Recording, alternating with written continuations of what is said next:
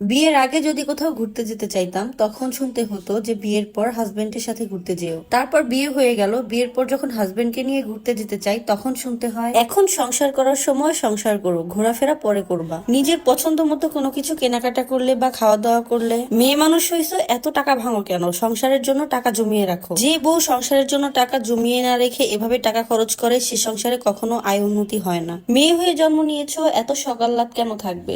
মেয়েদের এত শখ থাকতে নেই। মন দিয়ে সংসার করবা, বাচ্চা কাচ্চা হবে, বাচ্চা কাচ্চা বড় করতে করতে দেখবা সুন্দরভাবে সারাটা জীবন কেটে গেছে। ব্লা ব্লা ব্লা, হ্যাঁ এমন অনেক ধরনের কথা মেয়েদেরকে শুনতে হয়। এখন আমার কথা হচ্ছে, এই বয়সে আমার যেই শাড়ি পরতে ইচ্ছে করেছে, যেভাবে সাজতে ইচ্ছে করেছে, 50-60 বছর পর কিন্তু আমার সেই শাড়ি পরার মন মানসিকতা থাকবে না।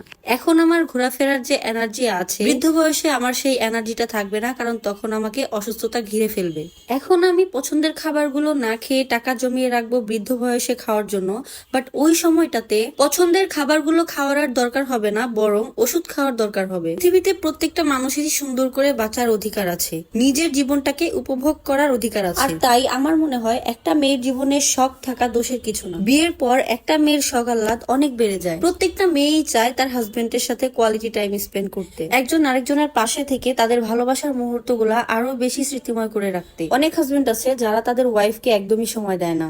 যে মানুষটা নিজের পরিবারকে ছেড়ে আপনার পরিবারকে আপন করে নিয়েছে, আপনার সংসারটাকে সাজিয়ে গুছিয়ে ফুলের বাগান তৈরি করে রেখেছে, আপনার সংসার আলোকিত করার জন্য এত কষ্ট করে যাচ্ছে, তাহলে কি আপনার উচিত না আপনার ওয়াইফের ভালো মন্দ, হাসি কান্না, ইচ্ছা অনিচ্ছার দিকে খেয়াল রাখা? জীবনে একটা করে জন্মদিন আসছে তো একটা করে বছর হারিয়ে যাচ্ছে জীবন থেকে। আস্তে আস্তে আমাদের সবার বয়স বাড়ছে আর সময় ফুরিয়ে যাচ্ছে। জীবন থেকে যে দিনগুলো হারিয়ে যাচ্ছে সেই দিনগুলো আর চাইলেও কখনো ফেরত পাবেন না। আর তাই সবকিছু করার এখনই উত্তম সময়। এই সময়টাতে আমাদেরকে ইনকামও করতে হবে, নিজেদের ছোট ছোট শখ আহ্লাদ পূরণ করতে হবে, সংসারও করতে হবে, আবার ফিউচারের কথা চিন্তা করে টাকা জমিয়েও রাখতে হবে। ভাইয়াদেরকে বলছি, আপনার স্ত্রীর ছোট ছোট খুশির প্রতি খেয়াল রাখুন। আমাদের মেয়েদেরকে খুশি করতে বেশি কিছু লাগে না। অফিস থেকে বাসায় আসার সময় রাস্তা থেকে 20 টাকা দিয়ে একটা গিফট কিনে আপনার জীবন সঙ্গীর হাতে দিয়ে সারপ্রাইজ দিন, দেখুন কতটা খুশি হয়।